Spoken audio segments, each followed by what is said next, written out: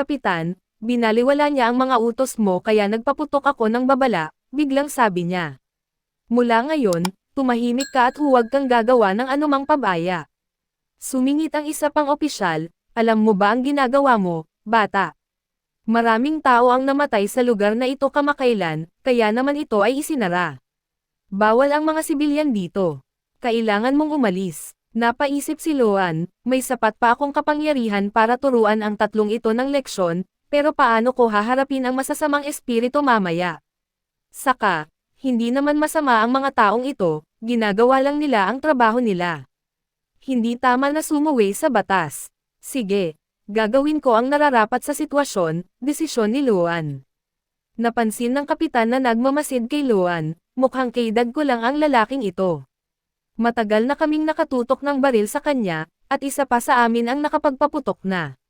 Pero wala kang makikitang bakas ng takot sa mukha niya. Nakatayo lang siya roon ng kalmado. Sabi ng isa pang opisyal, "Hoy bata, magsalita ka o babarilan ka namin." Sumagot si Loan, "Hindi nyo kailangang mag-alala. Talagang interesado lang ako sa mga paranormal na aktibidad. Pumunta ako rito para kumuha ng ilang kahangahangang video, iyon lang."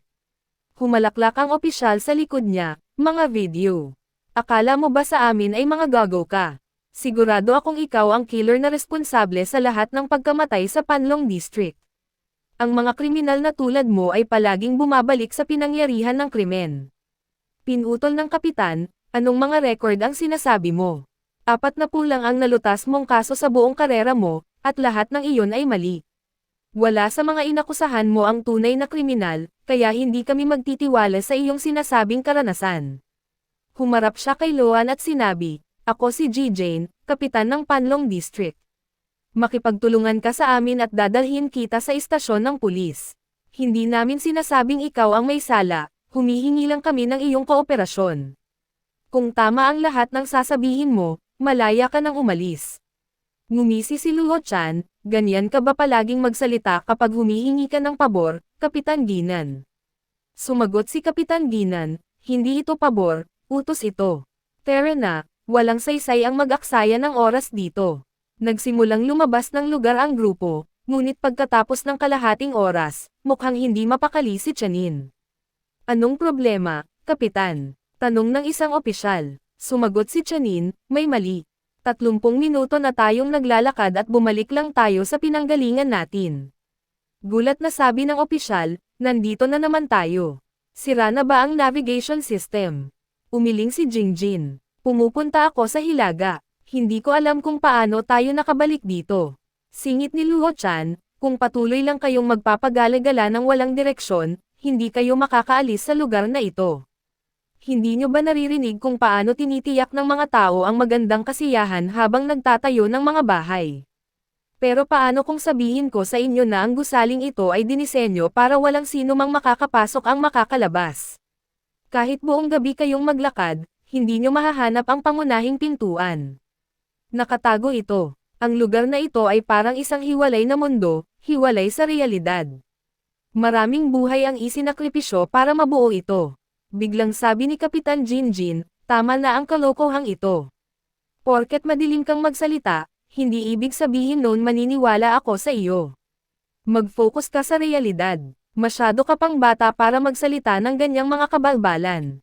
Nakatapos ka ba ng pag-aaral?" Tumawa ang isang opisyal. Tiningnan ko ang ID ng lalaking ito.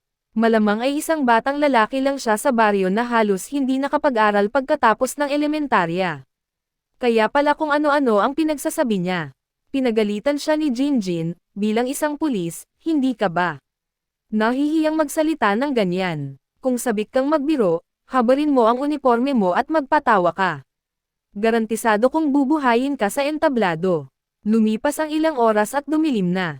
"Frustrado," sabi ng isa pang opisyal, 4 na oras na tayong naglalakad.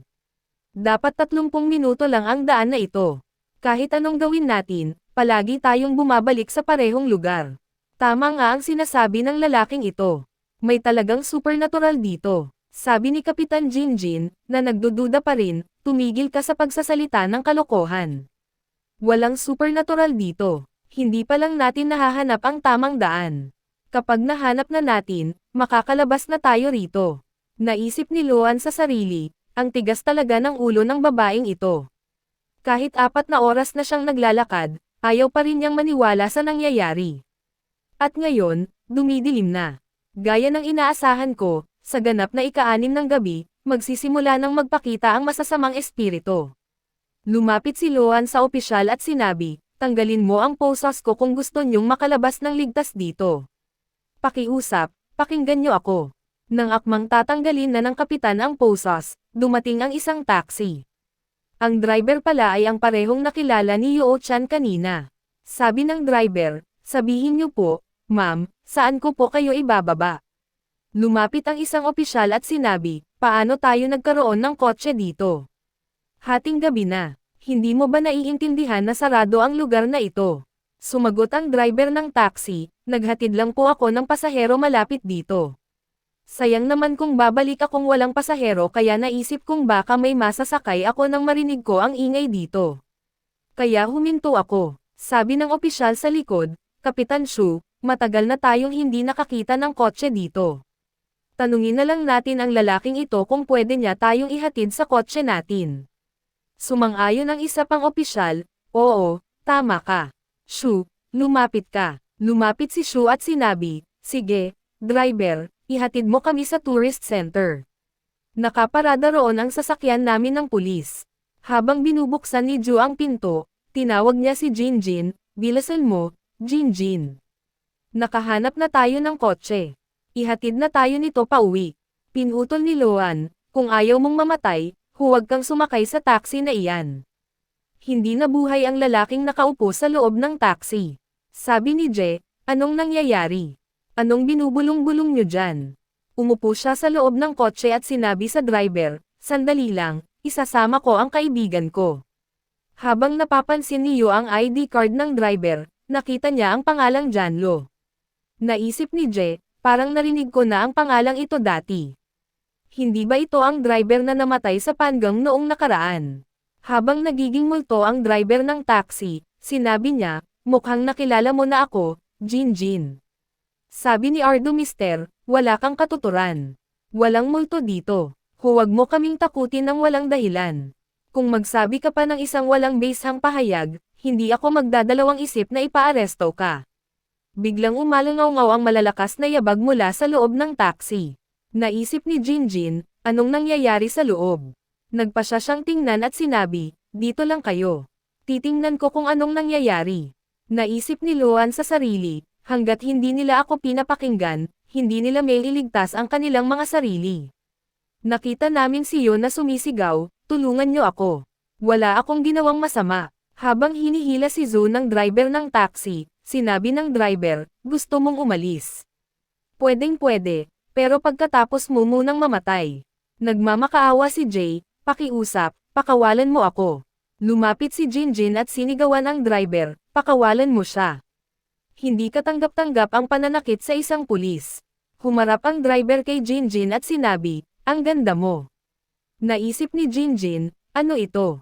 Multo ba talaga siya? Maging ang opisyal sa likod ni Jinjin ay nagsimulang magbagong anyo bilang multo habang naghahanda silang atakihin siya.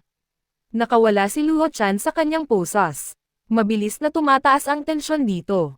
Pagdating ko sa mundong ito, akala ko hahanapin ko ang Heavenly Seat.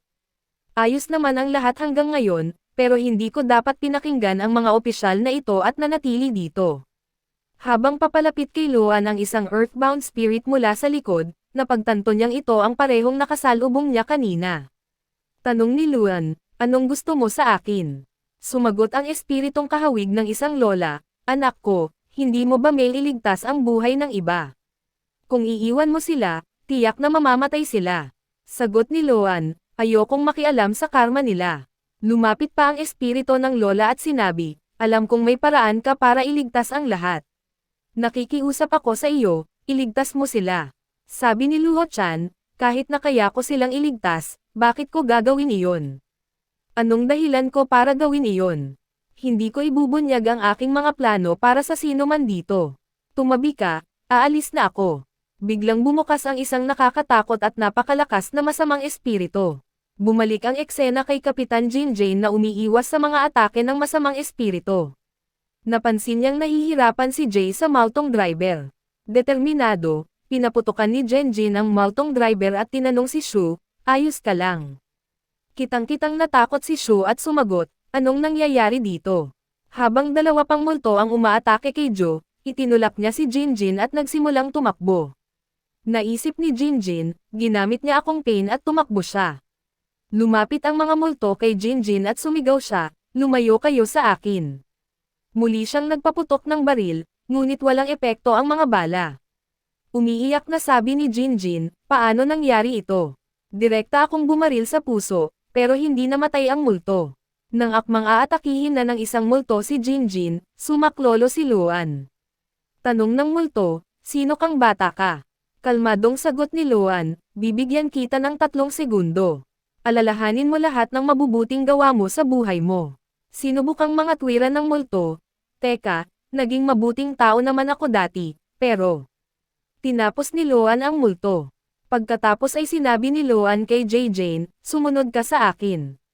Ngunit si Jane, na nanghina dahil sa takot, ay hindi makatayo. Naisip ni Luan, wala na akong ibang pagpipilian ngayon. Binuhat niya si Jane at nagsimulang tumakbo sa kagubatan. Si Jinjin, nagulat pa rin, ay nagtanong, "Sino ka? Saan napunta ang posas mo? Paano ka nakatakas? At anong nangyari sa mga multo?"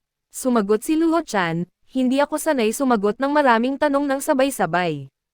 Pumili ka ng maayos." Tanong ni Jinjin, "Sige, paano tayo makakalabas dito?"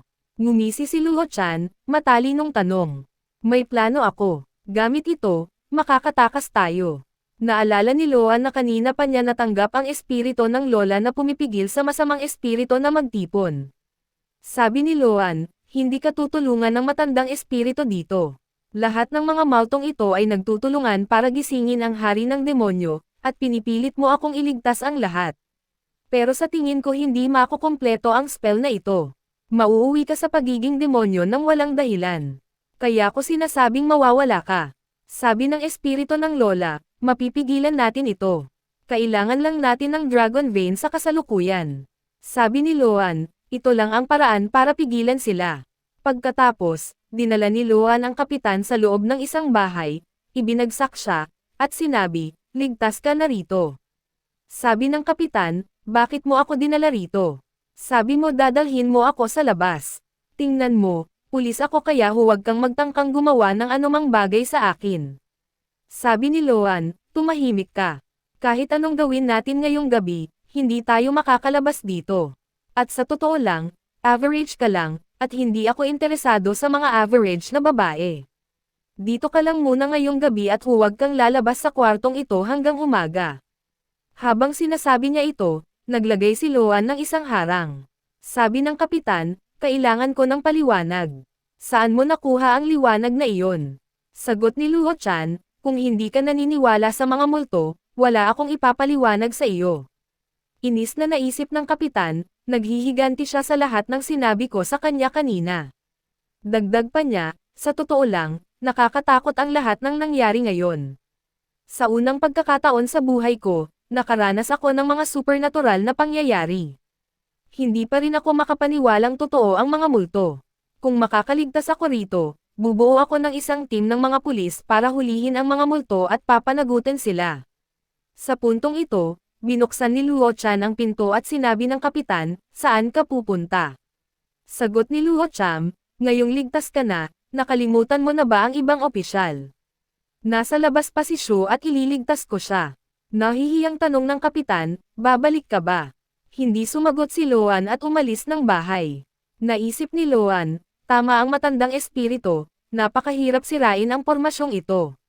Sa ngayon, hindi ko pa nagigising ang Divine Realm sa loob ko kaya hindi ko madetect ang Heavenly Power sa paligid ko, pero ang Heavenly Seed sa mga kamay ko ay naglalabas ng napakalaking enerhiya, na nagpapatunay na may nakatagong Dragon Vein sa ilalim ng lupa. Malakas ang pormasyong ito dahil dito. Ang normal na porma sayon ay nangangailangan ng 10 multo na naging demonyo para gumana, pero ito ay gumagana sa 5 lang dahil sa Dragon Vein. Biglang inatake si Luan ng isang grupo ng mga multo. Umiiwas sa atake, sabi ni Loan. Ayon kay Ginan, 43 katao na ang namatay dito hanggang ngayon, at ang kasamahan niyang opisyal ay napatay ngayong araw. Iyan ay 44 na lahat. Kung isang tao pa ang mamatay dito, ganap nang mag-aaktibo ang Porma Sion. Isang corrupted soul pa na magiging demonyo ang gagawing lubhang mapanganib ang lugar na ito, higit pa sa kontrol ko. Sa kabutihang palad, itinago ko si Jinjin sa kahoy na bahay na may harang na gawa sa kasulatan ng emperador. Walang demonyong makakalapit sa bahay na iyon. Patuloy niya, ngayon, ang tanging gawain ko ay iligtas si Officer Yu. Kung mamatay siya dito, ang kanyang kamatayan ay magdadala ng pagkawasak. Sa sandaling iyon, sabay-sabay na inatake si Loan ng maraming demonyo. Bumalik ang eksena kay Kapitan Shu malapit sa kabaong ng Demon King. Kinakabahang sabi ni Kapitan Shu, ano ito? Biglang lumitaw ang isang malaking maltong figure sa likod niya. Muling nagbago ang eksena sa kapitan na sinusubukang tawagan ang kanyang ama. Sumigaw ang kanyang ama, nasaan ka na? 11:30 na ng gabi at wala ka pa sa bahay. Sumagot ang kapitan, Tay, nag-text po ako sa inyo na kailangan kong mag-overtime. Hamaba po ng sobra ang trabaho ko kaya sa tingin ko hindi na po ako makakauwi ngayong gabi. Sabi ng kanyang ama, nandito pa ako sa departamento. Pumunta ka sa Pangwong Forest area kasama ang 2 opisyal. Anak, lalo kang nagiging pabaya araw-araw. Sinabi ko na sa iyo na huwag mong kunin ang kasong iyan. Bibigyan lang kita ng 30 minuto. Kung wala ka pa rito, ipapapatalsik ko ang hepe ng departamento mo pati na ikaw. Pagkasabi nito, binaba ng ama ng kapitan ang telepono at galit na sinipa ang isang upuan. Hay nako, bulong ng kapitan, hindi man lang ako pinakinggan ni tatay. Sa sandaling iyon, napansin niyang hindi na gaanong masakit ang palad niya kumpara kanina. Sabi ng kapitan sa sarili, anong gagawin ko ngayon? Sinabi ng lalaking may salamin na huwag akong umalis sa lugar na ito, pero kung hindi ako lalabas, sisirain ni tatay ang karera ko habang buhay. Hindi ko hahayaang sirain ng ilang takot ang karera ko, di ba? Sige. Makikipagsapalaran ako at tingnan natin kung anong mangyayari. Nang akmang bubuksan na niya ang pinto, lumitaw sa silid ang maltong figure ng isang lola, hinawakan ang pinto. Sabi ng aparisyon, huwag kang aalis sa lugar na ito, bata. Sobrang delikado sa labas. Nahulog na ba ang utak mo sa tuhod mo? Inaalala mo ang karera mo habang nakataya ang buhay mo. Kung lalabas ka, pagkakaguti-gutihin ka ng mga multo rito at pagpipistahan ka. Paano ka ba naging pulis? Sabihin mo sa akin, sino ang binayaran mo? Nagulat ang kapitan at sumagot, Lola, sino po kayo? Sumagot ang maltong figure, nakikita mo ba ako? Oo, hindi ako bulag. Nakikita ko kayo, mariing sabi ng kapitan. Naisip ng Lola, kanina, hindi ako nakikita ng batang ito, pero ngayon nakikita na niya ako. May ginawa siguro ang lalaking may salamin. Tumalikod ang Lola at umalis. Iniwang naguguluhan ang kapitan. Nakita ko na ang file ng kaso mo. Paano ka posibleng buhay pa? Bulong ng kapitan. Bumalik ang eksena kay Officer Shu na tumatakbo para takasan ang mga multo habang sumisigaw, tulungan niyo ako. May humahabol sa aking multo. Napansin niyang hindi lang isa kundi 2 multo ang humahabol sa kanya. Frustrado, sumigaw siya, dinadaya niyo ako. Pinakalma ang sarili, nagpa siya si JW. Kung mamamatay ako, mamamatay akong may dignidad. Manununtok man lang ako ng isang multo bago ako umalis. Sinuntok niya ang isang multo at napansin niyang nagsimula itong maglaho. Gulat niyang sinabi, ganito ba talaga kaina ang mga multong ito, o nagising na ang mga kapangyarihan ko? Biglang lumitaw si Loan at itinulak si Shu. Kung nawala na ang bait mo, damilat ka man lang at tumingin sa paligid mo. Akmang gagawin ka ng noodles ng multong ito. Ang mga taong tulad mo ay mga inutil, plain and simple. Sinuntok ni Loan ang isa pang multo at naglaho rin ito. Ipinaliwanag niya, ang kabaong na ito ang pinagmumulan ng muling pagkabuhay ng isang demonyo. Mas malakas ito kaysa sa iba dahil sinipsip nito ang 100 taon ng enerhiya ng Dragon Vein. Kailangan nito ng isa pang sakripisyo para ganap na magising. Kung mangyari iyon, lilito ang Demon King mula sa kabaong. Sa kabutihang palad, binili ko ang lupang ito. Hanggat nandito ako, walang mapanganib na mangyayari. Ang enerhiya ng Dragon Vein ang gigising ngayon sa aking godly seed. Samantala, sa labas ng Pangan Forest, dumating ang hepe ng departamento kasama ang kanyang team at sinabing, kahit anong mangyari, kailangan nating iligtas si Kapitan Jinjin. Naiintindihan niyo ba ito? Kung hindi siya makakaligtas, mawawalan tayong lahat ng trabaho. Biniro ng ilang opisyal, si Jinjin ay parang prinsesa. Kung ganoon kalakas ang tatay ko, hindi na ako magtatrabaho ng husto sa buhay ko. Bakit pa siya nag-abala maging opisyal? Sumagot ang isa pang opisyal, hindi nga siya pumasa sa written exam. Nakuha lang niya ang trabahong ito dahil sa koneksyon ng tatay niya. Hindi ko alam kung bakit niya iniisip na napakagaling niya. Wala pa siyang nalutas na kahit isang kaso sa buhay niya. Biglang lumitaw ang isang multo at pinatay ang isang opisyal. Nag-trigger ito sa porma sayon sa paligid ng lugar. Gulat na bulalas ni Luan, anong nangyari? Isang kamay ang lumabas mula sa kabaong at inatake si Luo Chan. Bumalik ang eksena sa mga pangyayari noong nakaraang linggo. Sabi ni Jinjin, isang linggo na palang nawawala ang anak mo.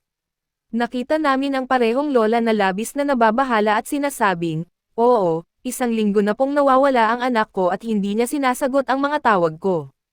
Marami na rin po akong mensahe sa kanya pero wala siyang sinasagot ni isa. Sobrang nag-aalala na po ako. Hindi ko po alam kung anong nangyari sa kanya. Sagot ni Chin Jane, ang pangalan po ng anak niyo ay Xiaoshu, 29 na taong gulang. Nagtapos po siya sa Tony University sa ating lungsod at siya po ang pangunahing arkitekto sa Pingwangwan. Aminado po ako, Lola, mukhang napakagaling pong estudyante ang anak niyo. Patuloy ng Lola, matagal na pong pumanaw ang asawa ko. Maraming hamon ang hinarap ng anak ko kasama ko mula pa noong bata siya.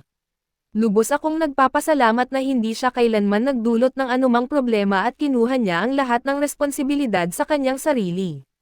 Hanggang ngayon, hindi ko siya kinailangang alalahanin. Palagi siyang abala sa trabaho. Pero sa kabila ng abala niyang schedule, tatawag siya sa akin kahit man lang kada 2 araw, pero ngayon ang tagal na mula noong huli siyang tumawag at sobrang balisa ako, natatakot akong baka may nangyari sa kanya. Sabi ni Jinjin, Lola, huwag po kayong mag-alala.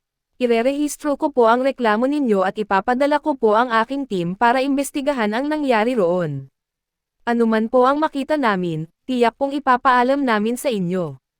Bukod pa riyan, marami pong surveillance camera sa ating lungsod. Kahit umalis ang anak nyo sa lugar na iyon, makakakuha po kami ng impormasyon. Sisiguraduhin kong magkakaroon kayo ng sagot sa loob ng 1 o 2 araw.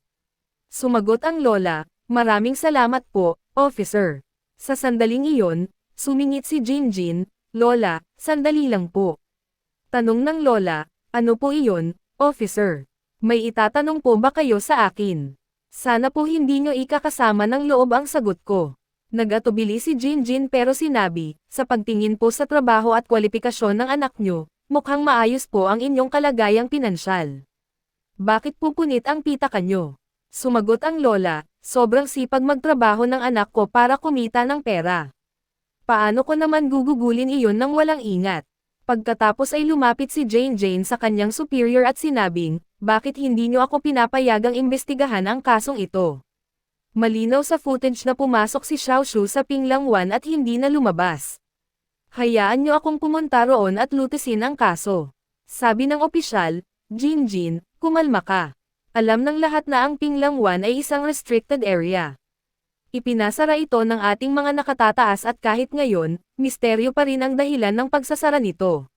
Bukod pa riyan, 10 araw na ang nakalipas mula nang pumasok si Xiaoshu sa Pinglangwan. Duda akong babalik pa siyang buhay. Kung pupunta tayo roon, malamang na masamang balita ang haharapin natin. Emosyonal na sumagot si Jinjin, isang anak lang ang mayroon ang pamilya ng lola. Ngayon na nag-iisa na lang siya at wala nang natitira, lumapit siya sa atin para humingi ng tulong. Paano nyo nasasabing dapat nating durugan ang pag-asa niya ng ganito? Sumagot ang superior na si Chi, naiintindihan ko ang punto mo. Responsibilidad nating hanapin ang nawawalang tao. Sige, kung ganyan ka kahigpit, papayagan kita, pero una, kailangan mong tawagan ang tatay mo at humingi ng pahintulot niya. Kung papayag siya, papayagan kitang pumunta roon. Kung hindi, Magpapadala ako ng ilang investigador para tingnan ito. Sagot ni Jinjin, kailangan ko pa bang tawagan si tatay? Lalo lang nitong paguguluhin ang lahat. Alam mo naman kung ano siya.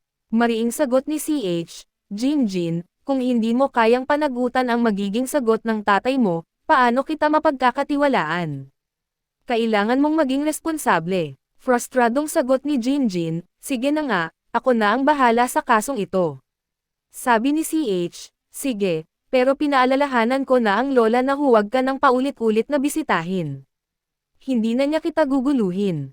Jinjin, bilang isang opisyal, kailangan mong isantabi ang emosyon at mag-focus sa iyong mga tungkulin. Kinabukasan, may dinalang bangkay ang mga pulis sa istasyon. Tanong ni Jinjin, Kapitan, anong nangyari? May bago na naman ba kayong bangkay para sa postmortem? Sumagot si Officer Shu, oo, ito ang bangkay ng lola. Natagpuan namin siya sa dalampasigan. Pagkatapos ng ilang investigasyon, natuklasan naming namatay siya malapit sa Pinglangwan at inanad ang kanyang bangkay sa ilog papunta sa dalampasigan kung saan natagpuan siya ng isang mangingisda. Sa kabila ng mga panganib, bakit pa rin pumupunta ang mga tao sa saradong lugar na iyon? Binalaan na ang lahat na huwag pumasok sa Panganan area. Sobrang delikado roon. Nakakita kami ng ilang gamit malapit sa bangkay na makakatulong. Sa pagkakakilanlan, ipaalam niyo sa kanila na isama siya sa listahan ng mga namatay. Kung may sino mang miyembro ng pamilya ang lumapit, ipapaalam sa kanila. Umiiyak na sabi ni Jinjin, Lola, patawad po. Ipinapangako ko pong iimbestigahan ko ng maigi ang kaso ng anak niyo. Pagkatapos ay nakita naming umatras si Lin dahil sa atake ng Demon King. Nangangatog na sabi ni Officer Shu, Master L, hindi kayo dapat mamatay. Kung babagsak kayo rito, hindi rin kami makakaligtas. Ngumisi ang Demon King, pinagputol-putol nila ang katawan ko at ikinulong ako rito sa loob ng 600 taon. Hindi ako nakahinga ng malaya.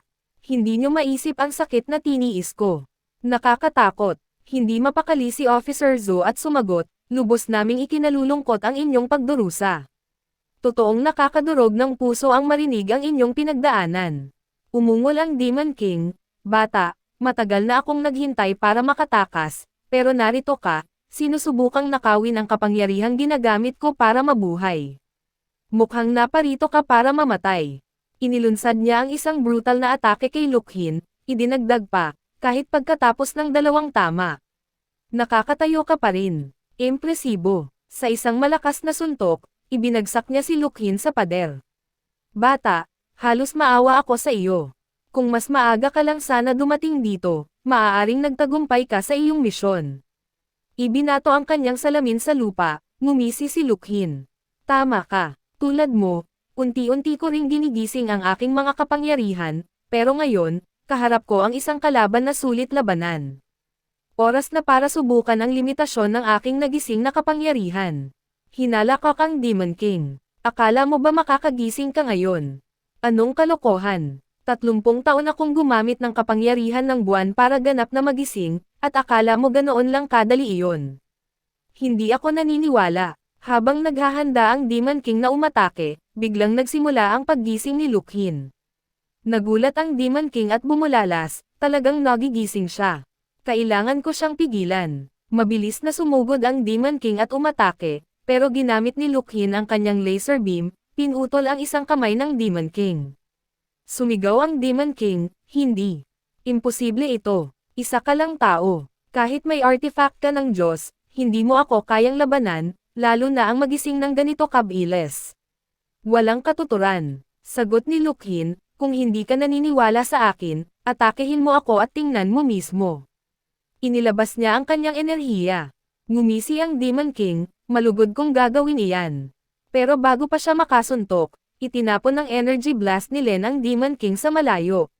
Natigilan ang Demon King at naisip, ang lalaking ito ay nagtataglay ng napakalinis na espiritual na enerhiya. Sino siya? Paano siya naging ganito kalakas sa loob ng napakaikling panahon? Humakbang si Lukhin at sinabing, kumbinsido akong kaya ko nang magising ngayon. Hindi na kailangang magulat, pinagkadalubhasaan ko ang godly seed na ito 1,000 taon na ang nakalipas. Madali na lang itong gawin ulit sa buhay na ito. Umungol ang Demon King, Narinig ko na kung paano nagiging arrogant ang mga tao pagkatapos ng maliliit na tagumpay. Inaamin kong kahanga-hanga ang iyong nagising na enerhiya. Hindi kita kayang patayin, pero kaya kitang sirain pati na ang sarili ko.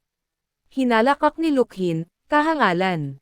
Wala kang magagawa dito. Sinira niya ang Demon King, pero napagtanto niyang anino lang pala ito. Galit na sumigaw si Lukhin, gumagamit ka ng duwag na pamamaraan para makatakas. Habang tumatakas ang Demon King, bumulong siya, ang tanga ng batang iyon. Akala ba talaga niya tiniis ko ang 600 taon ng paghihirap para lang mamatay ng ganito kadali? Hindi ganoon kadali ang talunin ako. May panahon na puno ako ng pride, naniniwalang hindi ko kailanman itatalikod ang aking likod sa isang kaaway, pero kapag napagtanto mo kung gaano kahalaga ang kaligtasan, hindi mo napapansinin ang ganoong mga walang kabuluhang ideya. Sa gubat, isang grupo ng mga opisyal ang nakarinig ng kakaibang ingay. Anong ingay na iyon? Parang may sumusugod sa atin. Biglang dumaan sa kanila ang Demon King, pinatay ang lahat ng mga opisyal sa isang iglap. Tumatawa siyang sinabi, bawat kaluluwang makukuha ko rito ay magpapalakas sa akin. Kapag nakakuha na ako ng sapat na kapangyarihan, sisiguraduhin kong hindi makakatakas ang batang iyon sa akin. Bumalik ang eksena kay Jinjin na nagsasabing, Ma'am, hindi ba siya yung lumapit sa akin para humingi ng tulong kanina? Pero nakita ko siyang patay na noon. Sumagot ang lola, Miss Jinjin, hindi mo kailangang matakot. Tanggap ko ng pumanaw na ako, pero tinitiyak ko sa iyo, hindi ako halimaw. Ako ay isang mabait na espiritu. Punong-puno ng pagsisisi si Jinjin at sinabing, Lola, patawad po. Kung naging mas mahusay akong opisyal, hindi na sana kayo namatay. Pinakalma siya ng lola, hindi mo kasalanan, anak. Ang pagpunta sa Pangwan-Huan ay desisyon ko at pagkakamali ko. Wala kang kinalaman doon. Alam kong ginawa mo ang iyong makakaya para lutisin ang kasong ito, kung hindi, paano ka makakarating dito nang walang pahintulot ng iyong superior? Nag-aalangan na tanong ni Jinjin, Lola, ano po ba talaga ang nangyari sa Panganan? Alam niyo po siguro, pakiusap, sabihin niyo po sa akin. Sobrang naguguluhan po ako. Sumagot ang lola, Miss Jinjin, ayaw kong itago ang anumang bagay sa iyo. Sasabihin ko sa iyo kung sino ang tunay na utak sa likod ng lahat ng ito. Nang akmang sasabihin na niya ang pangalan, may sumigaw mula sa labas, tulungan niyo kami. Nakita nila ang mga pulis na tumatakbo papunta sa kanila. Naisip ni Jinjin, anong ginagawa ng mga opisyal dito? Sigaw ng mga opisyal, buksan niyo agad ang gate o mamamatay kami. Dagdag pa ng isa, ikaw si Jinjin, di ba? Galing ako sa Pink District. Pinadala kami ng hepe para hanapin ka. Pakiusap, buksan mo ang pinto. Naisip ni Jinjin, sinabihan akong huwag buksan ang pinto. Ligtas kaya kung bubuksan ko. Sumenya sa kanya ang lola, pwede mo nang buksan. Nag-aalangan na binuksan ni Jinjin ang gate at sinabing, dali, pumasok kayo. Habang nagmamadaling pumapasok ang mga opisyal, bumulalas ang isa, sa wakas, ligtas na ako.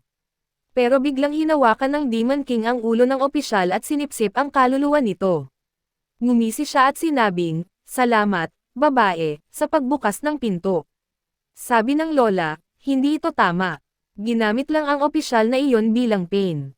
Pagkatapos ay hinawakan ng Demon King si Jinjin sa leeg, iniisip na ang lalaking may salamin ay naglagay ng malakas na harang dito. Ginawa niya ba ang lahat ng ito para lang protektahan ang babaeng ito? Kung ganoon kalaki ang ginagawa niya para ingatan siya, tiyak na napakahalaga niya, pagtatapos niya. Sa sandaling iyon, pinilipit ni Jinjin ang braso ng Demon King, binali ito, at binigyan siya ng isang malakas na sipa. Pero gamit ang kanyang supernatural na kakayahan, mabilis na pinigilan muli ng Demon King si Jinjin. Sabi niya, dapat kitang purihin sa iyong tapang. Nagawa mong baliin ang braso ko, pero ngayon, matatapos na ang buhay mo. Nang akmang tatama na ang atake ng Demon King kay Jinjin, sumaklolo ang lola, hinaharangan siya habang isinasakripisyo ang sarili. Sabi ng lola, anong ginawa mo sa sarili mo, Shan? Nagsimula ang isang flashback na eksena, ipinapakita si Zan na tumatanggap ng tawag mula sa lola. Sabi ng lola, Shan, naririnig mo ba ako? Malapit na ang bagong taon. Nasaan ka na? Uuwi ka ba? Kung kumpirmahin mo ang petsa ng pag-uwi mo, maghahanda ako ng espesyal na pagkain para sa iyo. Sumagot si Zan, Ma, hindi rin po ako makakauwi para ipagdiwang ang bagong taon ngayong taon. Nag-aalalang sabi ng lola, seryoso ka ba? Iyan din ang sinabi mo noong nakaraang taon, Sean. Sagot ni Sean, Ma, marami akong trabahong dapat gawin at hindi ako makakabalik ngayon. Sagot ng lola, anak, palaging nariyan ang trabaho, pero hindi ba kailangan ding magpahinga ng isang tao? May personal kang buhay, di ba?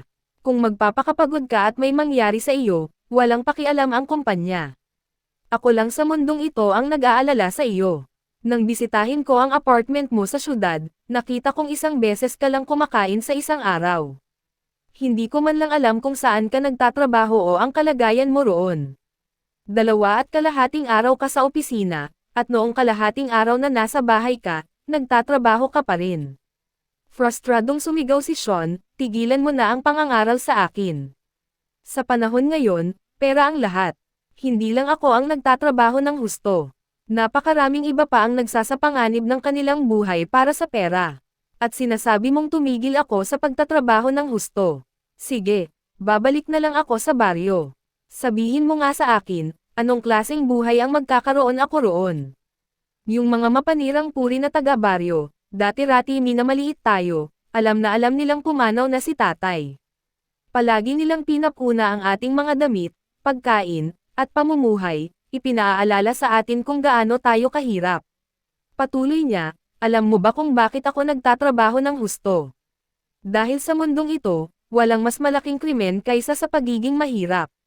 Maging ang kapatid ni tatay at ang pamilya niya ay minamaliit tayo. Ang tanging pangarap ko ay magkaroon ng bahay sa Tonggo kung saan tayo mamumuhay ng masaya. Pero alam mo ba kung gaano kamahal ang mga bahay dito? Milyon-milyon ang bawat isa. Ang kita mo ay hindi man lang makakatumbas ng halagang iyon. Imbes na magbigay ng walang silbing payo, dapat sana'y nagpursigi ka sa mas magandang pag-aaral at magandang karera. Kung ganoon, hindi sana kinailangang magtrabaho ng 2 trabaho ng sabay si tatay, at hindi sana siya namatay sa aksidenteng iyon. Hindi ka nakapagbigay, at iyon ang dahilan kung bakit nawala ng buhay si tatay, at ngayon malamang na tinatahak ko na rin ang parehong landas. Habang dumadating si Zan sa pang-11, tumunog ang kanyang telepono. Sinagot niya, sandali lang po, boss. Sasagutin ko lang po ito at babalik ako. Pagkasagot niya, sinabi niya, Andy Jean, alam kong tumawag ka para pag-usapan si nanay. Alam kong masama akong magsalita sa kanya at hindi ko dapat sinabi ang mga bagay na iyon. Sa loob ng 2 araw, uuwi ako dahil halos tapos na ang trabaho ko. Pagkatapos noon, uupo ako kasama si nanay at aayusin namin ang lahat. Sumagot si Andy Jiang, anak, paano ka naging ganyang katigas ang puso? Hindi mo ba naiintindihan, hindi galit ang nanay mo, sobrang sakit niya pagkatapos niyang makausap ka. Nahimati siya at walang maisagot ang mga doktor sa amin. Kung may pakialam ka sa kanya kahit kaunti lang, sundin mo ang payo ko at puntahan mo siya. Natarante si Juan at nagtanong, may sakit siya. Malala ba, Tita Jiang? Sabi ni Tita Jiang, hindi ko alam, pero mula noong tawagan mo siya, hindi pa siya nagkamalay. Kung mahal mo siya, puntahan mo siya. Bakit hindi ka sumasagot sa akin? Naririnig mo ba ako? Sumagot si Sean, opo, tita, naririnig ko po kayo. Titingnan ko po ang maaari kong gawin. Pagkatapos niyang ibaba ang telepono, bumulong siya, anong gagawin ko? Sinabi ko na sa boss ko na pwede niyang inspeksyonin ang trabaho ko sa loob ng 2 araw.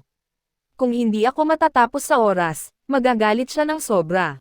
Sa sandaling iyon, gumuho ang lupa sa ilalim ni Zan at nahulog siya sa isang bangin.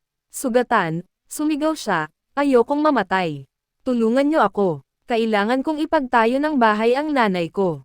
Naghihintay siya sa akin. Sa sandaling iyon, sabi ng Demon King na nakahawak kay Jinjin, gusto mong mabuhay, di ba? Matutulungan kita riyan, pero kailangan mong ibigay ang katawan mo sa akin. Sa kasalukuyan, nakawala si Juan sa kontrol ng Demon King. Umiiyak niyang sinabi, Nanay, paano ko kayo nasaktan ng hindi sinasadya? Bumalik ang eksena sa isipan ni Zan kung saan naalala niya ang mga pangyayari. Umiiyak niyang sinabi, naaalala ko na ang lahat ngayon. Una, Demon King, ikaw ang pumatay sa nanay ko. Ipinangako mo na kung itatayo ko ang istruktura para kumpletuhin ang pormasayon mo, bubuhayin mo siya at palalayain mo ang katawan ko. Ang tanging gusto ko lang ay makita ang nanay ko sa huling pagkakataon, pero pinatay mo siya. Sumagot ang Demon King, hindi ako ang tunay na pumatay. Tingnan mo roon. Ang kasuklam-suklam na taong iyon ang sumire sa ating magandang plano. Kung hindi siya nakialam, sana'y nagtagumpay tayo at nakasama mo na ang iyong ina. Dapat sa kanya ang galit mo, hindi sa akin. Sige na, patayin mo ang hamak na iyon. Nakita natin na ganap ng sinapian ng Demon King ang katawan ni Zan. Sabi ni Jinjin kay Luan, kailangan na nating umalis. Nagbago na ng tuluyan ang lalaking ito. Sa sandaling iyon, winasak ng napakalakas na kapangyarihan ng Demon King ang buong bahay at ginamit niya ang kanyang enerhiya para sumugod kay Luan.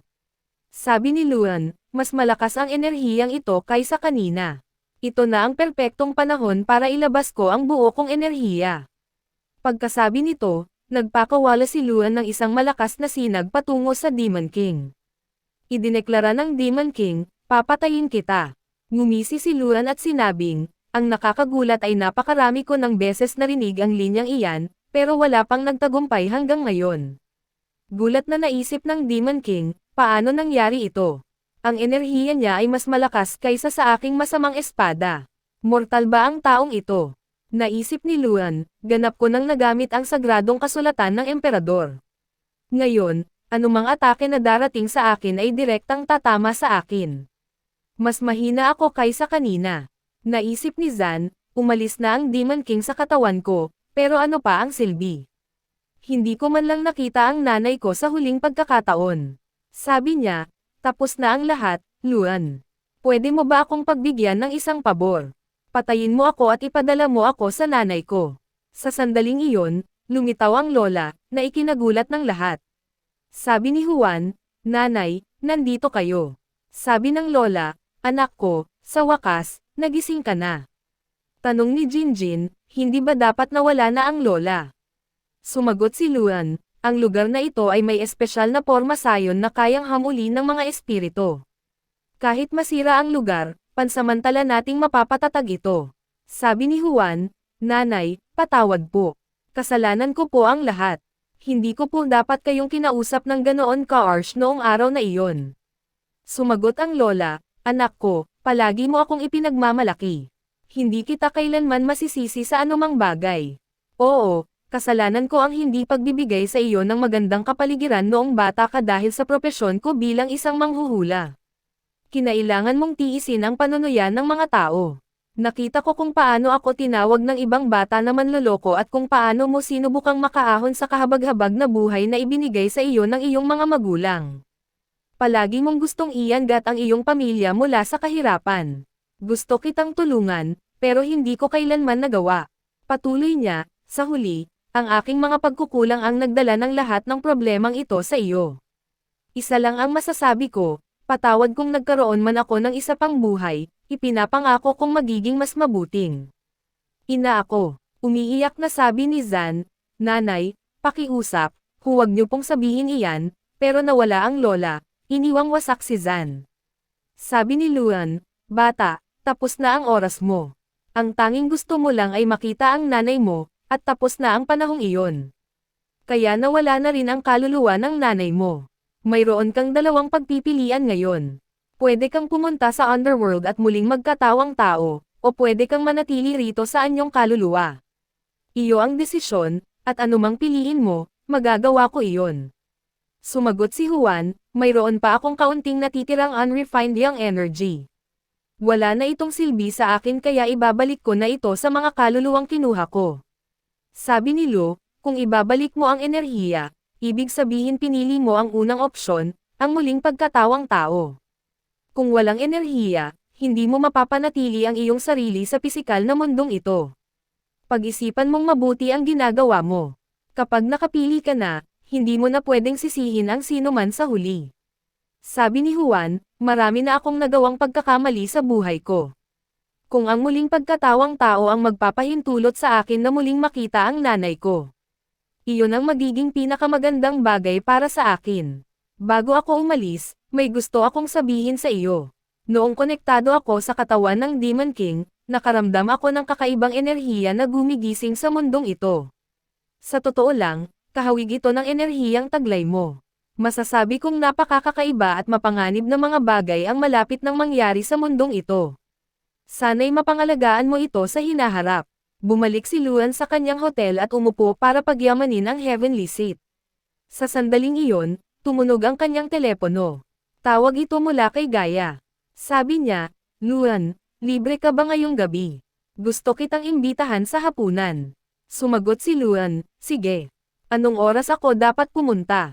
Padala mo sa akin ang address para madali kong mahanap. Tuwang-tuwang sabi ni G, magiging maganda ang gabing ito. Ganoon lang kadali siyang sumang-ayon. Patuloy niya, magkita tayo sa Tan Hotel sa ganap na 8:00 ng gabi. Huwag mo akong paghintayin. Tinukso siya ng mga kaibigan ni Gia. G, sino ang kadate mo ngayong gabi? Narinig naming lalabas ka, at nagsimula ka ng pumili ng mga damit. Sumagot si G, ang lalaking iyon ay sobrang misteryoso. Tina, may tanong ako sa iyo. Kung gusto mong umamin sa isang lalaki at yayain siyang mag-date, ano ang itatanong mo sa kanya para siguradong oo ang sagot niya?